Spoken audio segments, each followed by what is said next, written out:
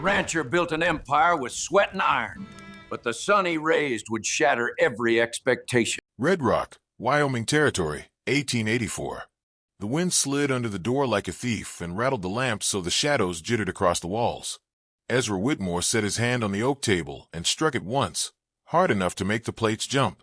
"You'll pick a bride, boy," he said, voice ground down by dust and years, "and you'll pick her before the spring drive. This ranch don't run on dreams. It runs on bloodlines." Caleb Whitmore didn't flinch. He'd grown under that voice the way grass grows under hail, bending, never breaking. His hands were cracked from reins and rope, the knuckles scarred like dry creeps. "I'll not be yoked like one of your oxen," he answered. He kept his tone low, the way you talk to a rattler you can't see but know is there.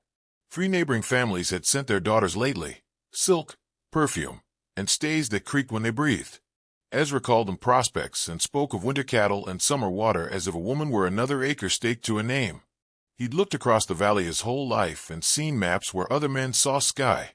But Caleb, when he looked, saw a girl in a calico dress, mud on the hem, hair pinned up with a stable nail and not caring if it held. Lena. She came to the ranch without a past and made herself small as a mouse until a horse went wild. Then she stepped into the storm and led it gentle by the halter like she'd been born to quiet thunder. "Whitmore needs a queen," Ezra said, pacing. The lamplight caught the silver in his beard and set it to shining like knife edges. "A woman who can sit a parlor and ride a side saddle and speak her letters to men with money." "This ranch needs a heart," Caleb said. "And I know where it beats." Ezra stopped. "Where?" "In the barn," Caleb said. He said it without shame, like a man telling the truth at a gallows. Ezra's laugh was a harsh, short bark. "This ranch needs a queen, not a beggar girl with mud on her boots." "Better mud than silk bought with chains," Caleb said, and the words hung there, heavy as iron, because they were not clever so much as true, and truth weighed more than gold on Whitmore land. That night the house creaked and sighed against the cold, but Caleb couldn't rest under its roof. He shrugged into his coat and stepped into the yard. Frost had salted the pastures white. The posts were black bones raising out of a pale sea. He went to the barn because his feet knew the way. He heard her before he saw her, the hush of a gentle voice, that steady rhythm you use to reassure a colt. She led her roan out into the half-light, breath silvering the air, fingers bare and raw. When she looked up and saw him, a small smile climbed one corner of her mouth, like she had a secret she was saving for herself and might share with him if he stood still and didn't ask too much. "You ought to wear gloves," he said. "They slow me," she answered, and slipped the halter free with a move quick and neat as a stitch. He watched her walk the horse by the rail. The roan's hooves made a soft ticking on the frozen ground. He'd seen her do this every dawn since summer, quietly, like prayer. He knew the town called her the orphan stable girl in that tone people say for things they pity and look down on. He didn't pity her. He felt something steadier, like a post set right in deep clay. "You shouldn't talk that way to your father," she said at last, not looking. "Even when he's wrong." "You heard." She nodded. "I was mucking the bay stall with the door cracked. I didn't mean to listen, but then I did." "What do you think of bloodlines?" he asked. "I think a man's heart throws a truer line than a ledger ever did," she said. "But I think there's a cost for choosing it, and I am not sure you want that cost." "I'd pay it," he said. He meant it, and the knowing of that was a kind of terror that made his chest feel a size too small. She tied off the roan and walked closer, lent a light laying gold across her cheekbone and catching the tiny scar at the edge of her mouth he'd never asked about. "If loving me costs you everything, then don't pay it, Caleb, please." She said it like a mercy and a warning. He studied her face. There were nights she seemed older than him, and mornings she looked like a girl who had climbed a wagon and never climbed down. He wanted to ask what road had put that scar on her and that steel in her. He didn't. She was a skittish story. If you reached, it ran. A week later, Red Rock held its winter dance. The Hammond girl wore blue satin that caught every lantern and threw it back like a pond catches sky. Ezra guided Caleb into the crowd with a hand heavy on his shoulder. Fiddles sang, boots knocked plank, and the town's laughter beat time with the music. Ezra leaned and passed the scent of tobacco and cologne. "Ask her," he said. Caleb asked Lena instead. He found her outside in the alley where steam rose from the kitchen door, and the night smelled of beef and coal. She stood with her back to the wall, hands wrapped around a chipped mug for heat. He took it from her, drank, and put it back in her fingers. She looked at him over the rim with eyes that never begged and never lied. I don't belong in there, she said. I don't, either, he answered. He'd meant to kiss her then. He didn't. He told her what mattered. I won't marry a ledger. Inside, Ezra's jaw hardened into something you could pound nails with. Rumors started that night in Walk Fast. The Whitmore boys gone soft, for a stable girl with no name. It wasn't the first time Red Rock had loved a story more than a person. But stories are weather, people have to stand in it. The next day, Ezra tried again, quieter. That was always worse. Quiet meant he'd laid in bed and prayed to the God he believed counted cattle and souls both. They rode the fence line together, wind tugging at their coats. Pronghorn stood like statues on a far ridge, watching. You think I'm cruel, Ezra said. I'm not. I am tired. Tired of droughts and men who shake your hand and steal your water and call it law. A good marriage bars doors and opens others. It is not romance. It is security. Then give me a gate and I'll build the fence from there, Caleb said. But I'll not put a woman behind bars to buy a view of a valley. Ezra breathed hard through his nose, a bull readying to charge.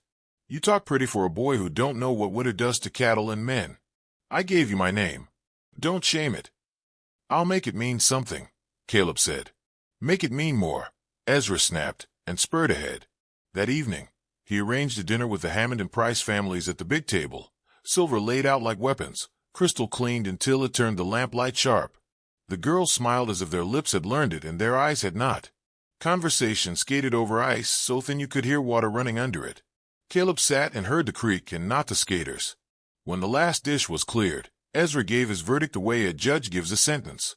2 weeks, he said. You'll choose. And you'll choose from the blood that will keep this ranch. Caleb stood. My choice is made, he said, and in the silence that followed, Ezra heard the iron he'd put in his son's spine clang against his own. Later, in the barn, Caleb showed Lena how to hold a colt. The lantern hissed and the board smelled of pitch and sweat and hay. She had small hands, but they steadied when his wrapped around them. The gun grew less heavy once she knew where to place the weight. Who taught you? She asked. A man who didn't miss, he said, but offered no name. You can put her past to sleep, but it wakes if you call it. He saw something cross her face at that. Fear, or memory. He almost asked. Instead he said, You ever think about leaving this place, riding to where no one knows you? I came here to be unknown, she said.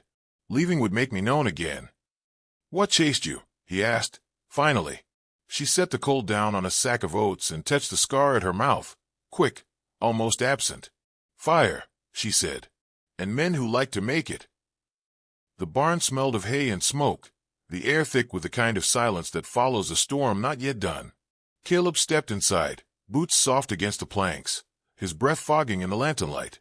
Lena stood near the back wall, brushing down the roan mare, but her shoulders were stiff and high, her back too straight to be calm. He closed the door behind him with a heavy thud. What did he mean? He asked. Lena didn't turn. Who? Holt McCready. She ain't who she seems. His words. Not mine. The brush slowed, then stopped. She let it drop into the straw. Her hand rested on the horse's flank a long moment, then fell away. When she turned, the shadows caught half her face, and the other half looked carved from regret. I was born in Dodge, she said quietly. My father was Elijah Dorn. He ran a freight line from Kansas to Colorado. Honest work. Big wagons.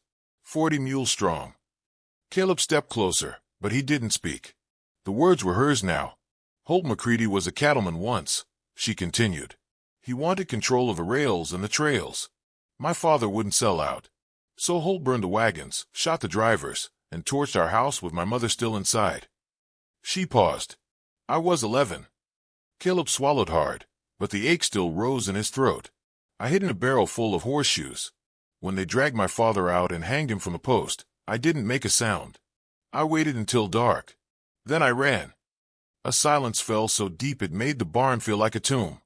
I've changed names half a dozen times, she said. I've cleaned floors in saloons and slept in riverbeds. I came here thinking maybe I could bury it. But it followed me. It always does. You're the orphan of Dodge, Caleb said, the words tasting strange on his tongue. They used to call me that, she whispered. Before I stopped being anyone at all.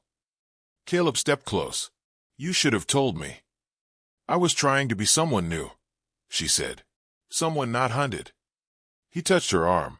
Her skin was cold beneath his fingers. You're not alone now. But even as he said it, his heart twisted. She wasn't just a girl in the barn. She was prey in a hunt that had lasted over a decade, and the wolves were near again. They stood quiet a moment, the horse shifting softly between them. Outside, the night stretched long and black. Caleb reached into his coat, drew out the revolver he'd cleaned that morning, and set it gently in her hands. Lesson 2, he said. This time you shoot. She looked at him, mouth trembling slightly. What was lesson 1? Running, he said. But we're past that now. By lantern light he showed her how to hold it. Low grip, firm wrist, breathing steady. Her hands shook at first, but he kept them steady with his own. They practiced on fence posts and straw targets, and when her shot hit the old feed barrel with a satisfying clang, she laughed. It was the first real laugh he'd heard from her since he met her. Later, when she stepped out to tend the water troughs, Caleb poked around her corner of the barn. Not snooping, just trying to understand more of her world. In a burlap sack tucked beneath the straw mattress, he found a folded piece of parchment. The paper was yellowed, corners curled, the ink smudged with age. It was a letter. Elijah Dorn. Asterisk if you won't sell, then bleed. You regret ever crossing my mark asterisk. It was signed not with a name, but a symbol, a black spur. He folded it slowly, feeling the weight of it. Holt hadn't just murdered her parents. He'd made it personal. This wasn't about land. It was about revenge. He slipped the letter back where he found it. When he turned, Ezra was standing in the barn doorway. What are you doing? The old man snapped, stepping forward. His eyes flicked to Lena returning from the trough, still sniffing around that girl like she's perfume on a Sunday preacher. She's more honest than any of them paraded through this house. She's danger, Ezra snapped. That girl carries a death mark, and you know it now. Caleb stepped between them. I'd rather risk death standing with her than live safe chained to someone I don't love. Ezra's face turned red as sunrise on Canyon Rock. You'd risk Whitmore land for this. For her. I'd risk it for what's right. You'll marry into power, Ezra said through clenched teeth, or I'll strip you of my name. Caleb didn't hesitate. Then strip it. I'll carve my own name in the canyons. Ezra stared at him like he didn't recognize his own son. And maybe he didn't. 2 days later, Ezra sent word to the Hammonds. The wedding would take place in 2 weeks' time. The ranch filled with tension so thick it felt like thunder before lightning. Caleb refused the fittings. Refused the conversations. Refused the guest list. Ezra said nothing, but a storm brewed in his eyes every time Caleb passed. Lena avoided the house entirely. She spent her days with the horses and her nights cleaning the barn, keeping her back to the walls and her eyes to the doors. They didn't speak much, not because there was nothing to say, but because everything they said now felt like goodbye if they weren't careful. That night, the air grew still. The kind of stillness that meant something was listening. Then the dogs began to howl. Not one, but all of them, long, unbroken wails that clawed through the dark. Caleb sat up in bed. Lena was already at the door of the bunkhouse, shotgun in her hands. From the ranch house, lanterns flared on. Men stirred from bunks. Ezra's voice bellowed across the yard. Up! Get up, damn you all! The torches came next, 30, maybe more, winding through the pasture like fire crawling over the skin of the earth. Riders. Black coats. White hats. Dust masks covering mouths like shadows with no faces. Their horses moved in silence, hooves muffled by intent. The Blackspur gang. Ezra stood at the porch with a rifle across his arms, his breath steaming in the cold. Caleb joined him, revolver in hand, Lena close behind. They didn't speak as the riders closed in, circling the ranch like wolves pinning down a wounded elk. One broke from the pack, riding forward with a relaxed posture that told of confidence born from cruelty. Holt McCready. He rode up just far enough that the firelight caught the scar above his eye, the smirk curling under it. Evenin', Whitmore, he called. We ain't here for cattle or coin. Ezra lifted the rifle slightly. Then what? McCready gestured casually. The girl. Hand her over, and we ride out. Caleb stepped forward. She's under this roof now. That makes her ours. McCready chuckled. You want to die for a runaway orphan with a bounty on her head? You Whitmores always did have a knack for dramatics. Lena didn't flinch, but her hand tightened around the shotgun. MacCready raised his voice. "Hand over the girl, or we burn this place to ash." And behind him, the riders raised their torches higher, flames licking at the dark sky like the devil's own fingers, ready to consume everything Caleb had ever loved. The first shot shattered the stillness like glass under a boot. Then came the roar of return fire, wild and echoing, as the night exploded into fire and gunpowder. Caleb hit the ground rolling, dragging Lena behind a feed cart, bullets snapping through the barn doors and biting into the dirt like angry wasps. Ezra stood on the porch, his rifle barking back with the precision of a man who'd survived every kind of war the frontier had offered. He didn't shout orders. He didn't blink. He just fired, reloaded, and fired again. The Blacksburg gang came in waves, riding low, rifles slung off their hips, faces masked but eyes lit with the kind of hunger men get when they smell blood and smoke in a fight they think they've already won. Caleb rose to fire, but his rifle clicked empty. Before he could curse, Lena pressed a fresh round into his hand with trembling fingers. She crouched beside him, lips moving fast, silent prayers between shots. "You sure you never held one of these before?" he asked, slamming the bullet home. "Not with this much to lose," she whispered. They crawled behind a barn wall as bullets ripped the siding to splinters. Somewhere out near the corral, a lantern shattered and fire bloomed across dry hay, licking up the posts with terrifying speed.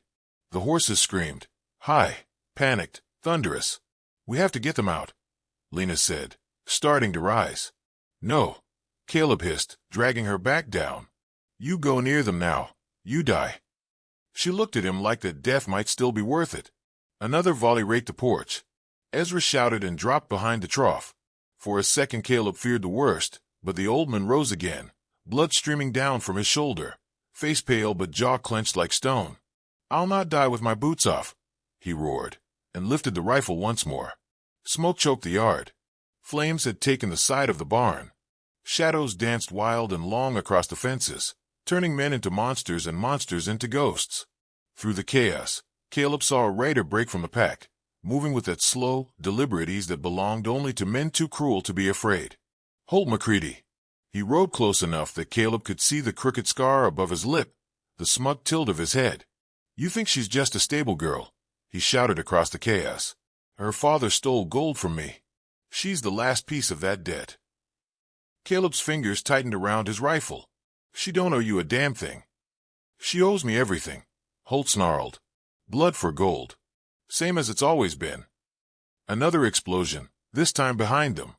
The barn's rear wall belched fire, collapsing in on itself like a dying beast. Caleb turned just in time to see one of Ezra's men, tall Jimmy, sprinting away from the hayloft with a sack of coin in his arms, grinning like he'd struck heaven. "Jimmy!" Caleb shouted. The man turned, pistol raised, but before he could fire, a shot rang out from the porch. Ezra, pale and swaying, had taken the shot. Jimmy crumpled into the mud, the sack bursting open, silver dollars scattering like bones. Caleb reached his father in seconds. He lit the barn.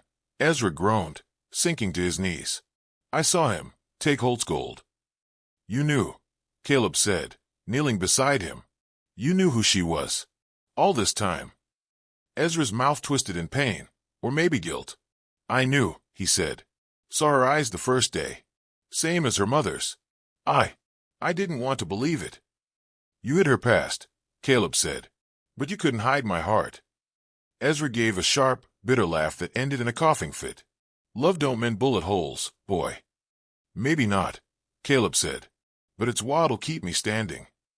The barn collapsed behind them. Horses galloped wild into the hills, manes aflame, eyes white with terror. Flames leapt toward the bunkhouse next. The whole ranch would be gone within the hour. Holt dismounted and stepped forward into the smoke. Behind him, the gang fanned out, torches high, weapons drawn.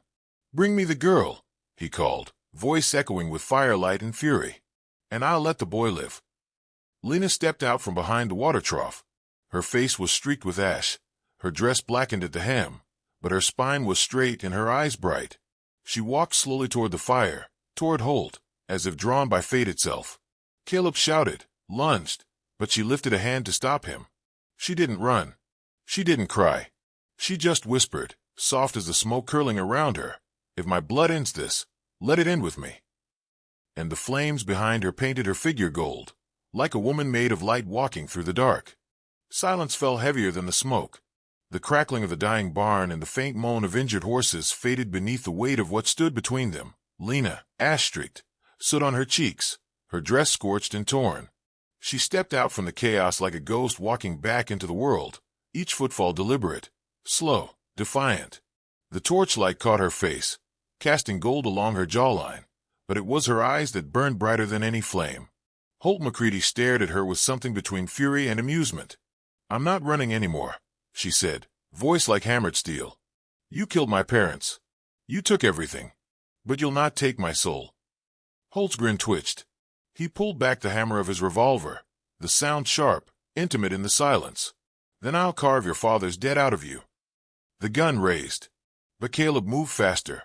There was no hesitation, no warning cry, no time for second thoughts.